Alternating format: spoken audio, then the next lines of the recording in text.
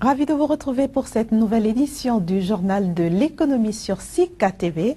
Pour commencer, voici tout de suite un aperçu des principaux titres que nous allons développer. Le groupe Total se désengage de plus en plus de projets à terre au Nigeria. Il a cédé ce lundi ses parts dans le projet onshore OML 29. La Côte d'Ivoire en passe de devenir le numéro 1 de la transformation de cacao. Le pays fait de la transformation industrielle sa priorité de l'heure. La fin des quotas laitiers suscite des inquiétudes en France. Certains producteurs redoutent entre autres une chute des prix du lait. Je le disais à l'instant, le géant pétrolier Total a cédé ce lundi les parts qu'il détenait dans un projet pétrolier en cours de développement au Nigeria. Ces parts reviennent désormais à une société nigériane pour 569 millions de dollars. Pour ce qui porte à 1 milliard de dollars le total de la somme encaissée par ce géant pétrolier après les ventes récentes de ses parts dans les blocs OML 24 et 18. Nous allons tout de suite nous rendre en Côte d'Ivoire. La Côte d'Ivoire, premier producteur mondial de cacao qui entend s'imposer dans d'autres secteurs nettement plus rentables de cette industrie. Elle est en passe de devenir le numéro 1 de la transformation de fèves et s'est lancée dans la production industrielle de chocolat. Voici ce que ça donne en images. Avec plus de 35% des récoltes mondiales et une production record de plus de 1,7 million de tonnes en 2014, la Côte d'Ivoire a fait du cacao sa principale source de revenus depuis son indépendance en 1960. L'or brun y représente 22% du PIB, plus de 50% des recettes d'exportation et surtout les 2/3 des emplois et des revenus de la population. Un rendement que le pays entend améliorer considérablement en se lançant dans la transformation du cacao et l'exportation de produits finis et semi-finis. Transformer le cacao, c'est créer plus de valeur localement. C'est donner des emplois aux Ivoiriens. C'est apporter plus de ressources à l'État, c'est contribuer au développement de notre industrie, etc., etc. Un avis largement partagé au sein de l'Organisation internationale pour le cacao. Nous croyons plutôt à la nécessité de permettre aux pays producteurs d'avoir une plus-value. Donc pour nous, la question de la transformation, la question du broyage est une question fondamentale. Pour les industriels, la décision du gouvernement ivoirien de promouvoir la transformation du cacao est une aubaine. Toute chose que la stabilité politique qui règne dans le pays encourage davantage. Et nous avons choisi donc d'investir aujourd'hui en Côte d'Ivoire pour pouvoir fabriquer du produit consommateur pour le marché d'Afrique de l'Ouest. Ce qui est très important, c'est que sur cette région, vous avez une classe moyenne qui s'est très fortement développée et qui aujourd'hui a tout à fait le pouvoir d'achat pour acheter du vrai chocolat, des vrais produits autour du cacao.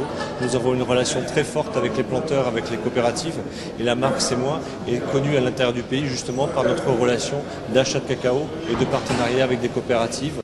Notons que pour la saison actuelle, quelques 540 000 tonnes de fèves seront transformées en Côte d'Ivoire, soit 1/3 de la production annuelle. En 2020, les autorités du pays entendent broyer sur place 50% des fèves récoltées. Par ailleurs, Abidjan souhaite attirer sur ses terres le siège de l'Organisation internationale de cacao, actuellement basée à Londres, ce qui pourrait augmenter l'influence du pays dans le secteur. Restons en Côte d'Ivoire où la bourse régionale des valeurs mobilières en abrégé BRVM a été mandatée pour mettre en place un mécanisme d'accès des PME au marché international. La bourse multiplie donc les signatures de conventions avec les fonds privés pour atteindre son objectif. C'est un constat de notre correspondant sur place, Chris Parterne Assemia. À position de signature, échange de parapheurs, échange de poignées de main. La BRVM et Phoenix Capital Advisor sont désormais engagés dans le projet d'expansion de l'institution et la vulgarisation de la culture boursière en Afrique de l'Ouest. Phoenix Capital Advisor est un fonds de garantie ou private equity dans le milieu financier. Entre 2008 et 2013, les fonds de private equity ont investi plus de 8,3 milliards de dollars, soit 4 150 milliards de francs CFA en Afrique, ce qui est quand même extrêmement important. Voilà ce qui traduirait l'intérêt accordé à la signature de la Convention. En effet, depuis quelques mois, on enregistre une bonne évolution des indices de la capitalisation. Aujourd'hui, la Bourse régionale des valeurs mobilières est passée à 6 500 milliards de capitalisation du marché des actions. Elle souhaite atteindre la barre des 7 milliards d'ici la fin de l'année 2015. Et pour y arriver, l'apport des fonds de garantie est indispensable. Les investisseurs que nous sommes doivent être en mesure à tout moment de pouvoir non seulement acquérir des titres, mais en disposer aussi, quand il le faut.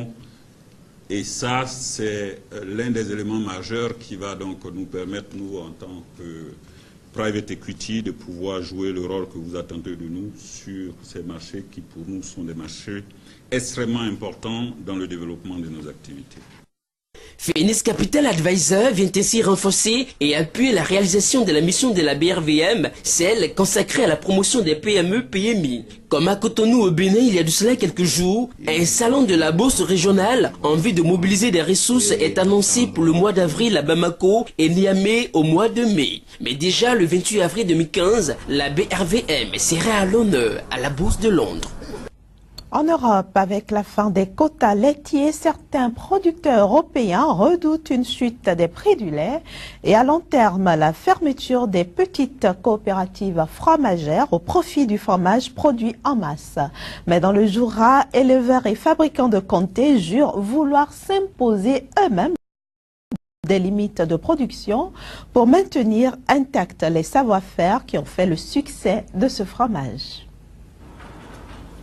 Dans sa ferme de Loret, dans le Doubs, Richard Millotte appelle chacune de ses vaches par leur prénom. Chouchoutées et très à la main, ces Montbéliardes produisent un lait très prisé des coopératives fromagères de la région, même s'il coûte 40% plus cher que le lait générique. À quelques kilomètres de là, ce maître fromager fabrique du comté. Pour lui, la qualité du lait est au moins aussi importante que la technique de fabrication du fromage. Voilà, on sent comment il va évoluer, comment il évolue par rapport à la vitesse des tranches caillaient et par rapport au lait par lui-même, comme il a été préparé, comme il a été trait et tout. On va retrouver tout ça au décaillage. Cyriac est fromager depuis l'âge de 16 ans. Il a bataillé dur pour préserver la recette de fabrication traditionnelle du comté et garder l'appellation d'origine contrôlée qui le protège des mauvaises imitations. Le lait est d'abord chauffé dans de larges cuves en cuivre. Une fois qu'il coagule, il est chauffé de nouveau avant d'être transvasé dans des moules circulaires de 50 kg chacun. Les meules sont ensuite transportées pour la phase d'affinage qui dure de 4 mois à 4 ans. Dans la famille de Véronique Rivoire, on est affineur depuis 5 générations. Ici, elle stocke et évalue ses meules pour être sûre qu'elles remplissent bien le cahier des charges de l'AOC. Donc on écoute la meule, là. On écoute ce qu'elle a à nous dire. On a un son qui est bien régulier, qui est encore assez mat, normal pour un fromage de cet âge. Et on la fait fondre en bouche. Et on a les premiers arômes, la texture, est-ce qu'elle est onctueuse, granuleuse, farineuse. Et puis, avec tous ces éléments-là, on va décider est-ce qu'on le garde encore un petit peu ou est-ce qu'on le vend. Avec la fin des quotas laitiers, certains producteurs européens redoutent une chute des prix du lait et à terme, la fermeture des petites coopératives fromagères au profit du fromage produit en masse. Mais dans le Jura, les vaches peuvent brouter tranquilles. Éleveurs et fabricants de comté jurent vouloir s'imposer eux-mêmes des limites de production pour maintenir intacts les savoir-faire qui ont fait le succès du célèbre fromage. Rendons-nous maintenant à Cotonou au Bénin pour retrouver mon confrère Casimir Pédia du quotidien L'Économiste qui paraît dans ce pays. Avec lui aujourd'hui, nous parlerons du bloc 1 du champ pétrolifère de Sémekodi.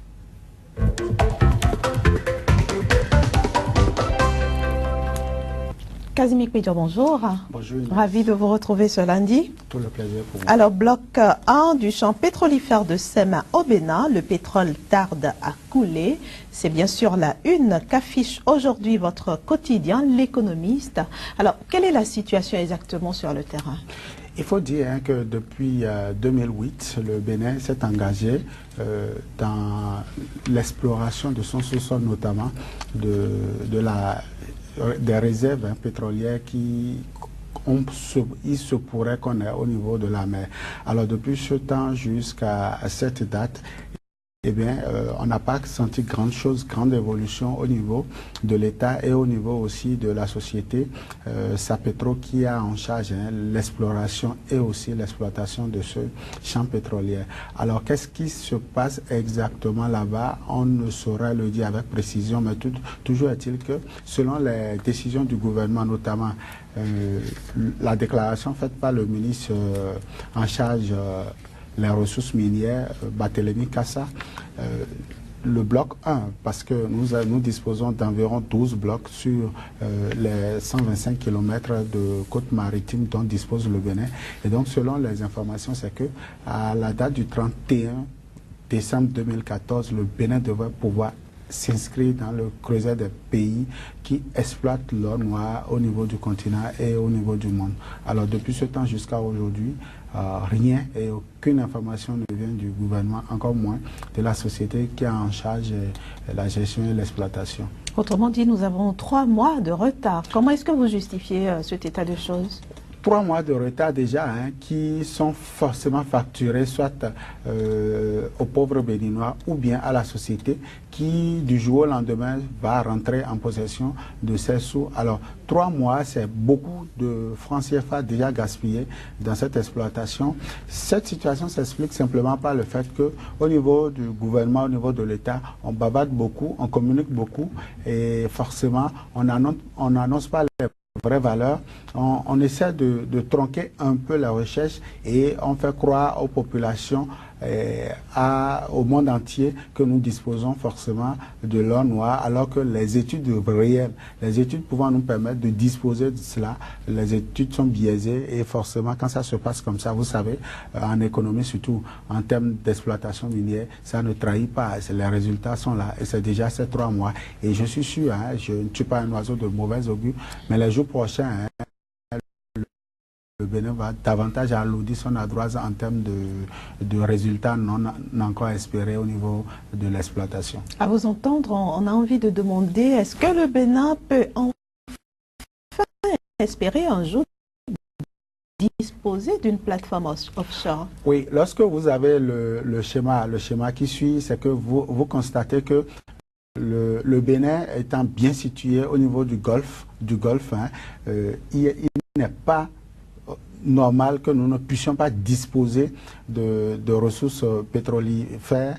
Alors, qu'est-ce qui se passe aujourd'hui? C'est que les politiques, quand vous voyez bien le schéma, les politiques n'arrivent pas aujourd'hui à engager les études nécessaires, à engager les dépenses qu'il faut, la politique nécessaire pour pouvoir offrir aux recettes publiques l'or noir. Et donc, mais qu'est-ce qui bloque exactement? Que de toute façon, ça devrait profiter à l'État. Oui, il y a la crainte aussi de l'insécurité. Il y a beaucoup de facteurs ici qui font que forcément l'État ne s'engage pas à fond. Et il y a aussi que, bon, de l'autre côté, vous savez, les partenaires ne sont pas des philanthropes et donc ils ne voient pas forcément leurs intérêts dans ça et ils ne s'engagent pas. Il faut dire que sur ce bloc, par exemple, nous avons environ 87 millions de barils qui ont attendu sur les 14 ans et on devrait commencer par l'exploiter courant, comme je l'ai dit, 1er janvier 2015, mais ça tarde toujours à venir. Alors, Kazmik Pédior, vous êtes optimiste ou pas? Oui, comme l'adage le dit, il n'y a jamais de triangle sans angle. On ne peut pas être un pays du Golfe sans disposer de l'or noir. Et donc, l'avenir est prometteur pour le Bénin. Merci beaucoup, Kazmik Pédior, pour toutes ces explications. Merci également à vous, chers amis téléspectateurs, de nous avoir reçus chez vous. On se retrouve demain pour un autre journal de l'économie. Au revoir.